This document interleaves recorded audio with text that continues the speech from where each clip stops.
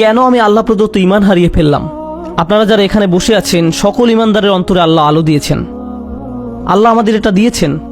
এখন প্রশ্ন হচ্ছে, আমরা এই নূরকে অন্তরে ধারণ করতে পারছি কিনা? আমাদের নিজেদের দিকে তাকিয়ে দেখতে হবে আমরা কোথায় আছি। কেউ কেউ হয়তো অসৎ সঙ্গের ফিতনার সাথে জড়িয়ে আছি। হতে পারে আপনি মাত্র প্রথম ধাপে আছেন আর ভাবছেন যাক না আরো কিছুদিন।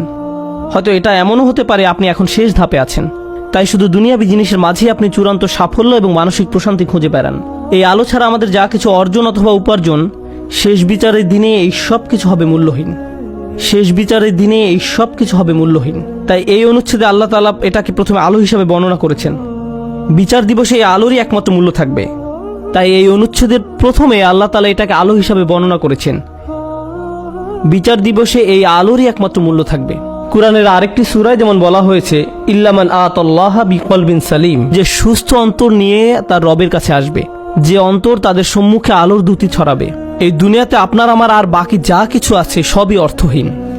শেষ বিচারের দিনে আল্লাহর সামনে এর সবই গুরুত্বহীন। কিছুদিনের জন্য আমরা এইসব উপভোগ করতে পারি, কিন্তু যদি এর ফাঁদে আটকে যাই এবং আমাদের অন্তরের সব জায়গা দখল করে নেয়, অন্তরে আর কোনো জায়গা বাকি থাকবে না। আর তাই এর পরের আয়াতে আল্লাহ তাআলা বলছেন, ফালিয়াউমা লা ইউখাযু মিনকুম ফিদিয়াতুন ওয়ালা মিনাল্লাযীনা কাফারু মাওয়াকুমুন নার হিয়া মাওলাকুম ওয়া বিসাল মাসির। আজকে তোমাদের কাছ থেকে কোনো মুক্তিপণ, কোনো ক্ষতিপূরণ গ্রহণ করা হবে না। কোনো কিছু বন্ধক দেওয়ার চেষ্টা করো না। আজকে ওই দরজাগুলোতে তোমাদের প্রবেশাধিকার নিষিদ্ধ। কোনো ধরনের জরিমানা বা মুক্তিপণ দিয়ে দরজাগুলোর ওই পাশে যাওয়ার কোনো সুযোগ নেই। তোমাদের থেকে নয়, কাফেরদের থেকেও নয়। এই আয়াতের ভীতিকর দিক হলো, লা ইউখাযু মিনকুম ফিদিয়াতুন ওয়ালা মিনাল্লাযীনা কাফারু। আজকে তোমাদের এবং কাফেরদের একই পরিণতি। আপনি এবং কাফেররা আজ একই দলে পড়ে গেছেন। আমি তোমাদের নিকট থেকে কোনো মুক্তিপণ গ্রহণ করব না, কাফেরদের থেকেও নয়। তোমাদের সবার আবাসস্থল জাহান্নাম। কতই না নিকৃষ্ট এই প্রত্যাবর্তন স্থল। শেষ বিচারের দিবসের এই পূর্ণ চিত্রটি তুলে ধরার পর আল্লাহ সুবহানাহু ওয়া তাআলা এভাবে উপসংহার টানেন। আমিও এই আয়াত দিয়ে আজকের আলোচনা সমাপ্তি টানব এবং নিজেদের বারবার মনে করিয়ে দিব যে সেই নিম্নমুখী পথটি অনুসরণ করা যাবে না, এবং আমাদের অন্তরে যেটুকু ক্ষুদ্র আলো এখনো পর্যন্ত বর্তমান আছে তা কিভাবে দিন দিন আরো শক্তিশালী করব। আল্লাহ নিজেই বলেন, আলাম ইয়ানিল্লাযীনা আমানু আন তাখশা কুলুবুহুম লিযিকরিল্লাহ, অর্থাৎ যারা মুমিন তাদের জন্য কি আল্লাহর স্মরণে এবং যে সত্য অবতীর্ণ হয়েছে তার কারণে হৃদয় বিগলিত হওয়ার সময় আসেনি?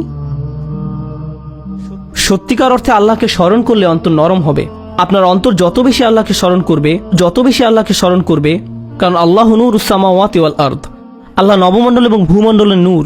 আল্লাহকে আমরা যত বেশি স্মরণ করব তত বেশি আমাদের অন্তরে নূর ধারণ করতে পারবো। তাই তিনি বলছেন আল্লাহকে স্মরণ করো। এরপর তিনি বলেন কিভাবে তুমি আল্লাহকে স্মরণ করবে। আরবিতে এটাকে আতফে বায়ান বলা হয়। ওমা নাযালা মিনাল হক, যে সত্য অবতীর্ণ হয়েছে তার কারণে হৃদয় বিগলিত হওয়া উচিত। ওহির কারণে, কোরআনের কারণে। কোরআন নিয়ে গভীর চিন্তা করুন, কোরআনের মাধ্যমে আল্লাহকে স্মরণ করুন। যখন কোরআনের আয়াত তেলাওয়াত করবেন তখন কান্নাকাটি করুন। আল্লাহ যে উপহারটি আপনাকে দান করেছেন আপনার জীবনে তার অর্থ কি তা নিয়ে চিন্তা করুন। কোরআনে শুধু আল্লাহকে জ্যোতি হিসাবে উল্লেখ করা হয়নি, কোরআনকেও জ্যোতি হিসাবে উল্লেখ করা হয়েছে। ফাআমিনু বিল্লাহি ওয়া রাসূলিহি ওয়া নূরিল্লাযী আনজালনা। কোরআনে শুধু আল্লাহকে জ্যোতি হিসাবে উল্লেখ করা হয়নি, কোরআনকেও জ্যোতি হিসাবে উল্লেখ করা হয়েছে। সরাসরি কোরআনকে নূর বা জ্যোতি বলা হয়েছে। অতএব তোমরা আল্লাহ, তার রসুল এবং অবতীর্ণ নূরের প্রতি বিশ্বাস স্থাপন করো। আপনার নিজের ব্যক্তিগত উন্নতির জন্য কোরআনের সাথে যে সময় ব্যয় করেন, যখন আমরা বসে কোরআন পড়ব, গভীরভাবে ভাববো যে আমাদের প্রভু আমাদের কি বলছেন, তাহলে এই অনুশীলন আমাদের হৃদয়কে আলোকিত করে তুলবে। আর আমাদের জীবনে এই আলোর চেয়ে দামি কোনো সম্পদের অস্তিত্ব নেই। আমরা এখন এর মূল্য বুঝতে পারছি না, কিন্তু সেদিন এর মূল্য বোঝা যাবে যেদিন আমাদের চারপাশ গহীন অন্ধকারে নিমজ্জিত থাকবে। আমাদের বক্ষ এবং ডান হাত থেকে নির্গত আলো ছাড়া আর কোনো আলো থাকবে না, কোনো আলো থাকবে না। ولا يكونوا كالذين أوتوا الكتاب من قبل فطال عليهم الأمد فقست قلوبهم وكثير منهم فاسقون। তারা তাদের মতো যেন না হয় যাদেরকে পূর্বে কিতাব দেয়া হয়েছিল, তাদের উপর সুদীর্ঘ কাল অতিক্রান্ত হয়েছে, তাদের অন্তঃকরণ কঠিন হয়ে গেছে। তাদের নিকট কিতাব ছিল কিন্তু তারা এর কোনো মূল্য দেয়নি। এটা সম্ভব যে কোনো জাতির নিকট আল্লাহর কিতাব থাকতে পারে। আমাদের পূর্বে বিভিন্ন জাতির নিকট কিতাব ছিল, তাওরাত ছিল, ইনজিল ছিল, তাদের নিকট অনেক কিতাব ছিল, তারা সেটা থেকে কোনো উপকার গ্রহণ করেনি। লাম ইয়ান্তাফিউ মিনহা, তারা ওই বইগুলো থেকে কোনো উপকার নেয়নি। ওই কিতাবগুলো দিয়ে তাদের অন্তর আলোকিত করার কোনো চেষ্টা করেনি। হয়তো তারা ভুল উদ্দেশ্যে ওই বইগুলো ব্যবহার করেছিল, হতে পারে আনুষ্ঠানিকতা পালনের উদ্দেশ্যে করেছিল, হয়তো তারা মাঝে মধ্যে শুধু তিলাওয়াত করে আনন্দ নিত। আল্লাহর কিতাবকে তারা এমন বিষয়ে পরিণত করেছিল। কোরআনও আজ আমাদের নিকটে এমন হয়ে গেছে, শুধু বিয়ে শাদী অনুষ্ঠানে এটা তেলাওয়াত করি। আমাদের অন্তর বিগলিত করার জন্য আজ আমরা কোরআন অধ্যয়ন করি না। এটা ইতিহাসের এক নির্মম ট্র্যাজেডি যে মানুষ আল্লাহর কিতাব থেকে উপকৃত হয় না, অথচ যা এসেছিল মানুষের অন্তরকে কোমল করে কিয়ামতের দিন আল্লাহর সামনে দণ্ডায়মান হওয়ার জন্য প্রস্তুত করতে। আর তাই এটা এখন আপনার আমার দায়িত্ব।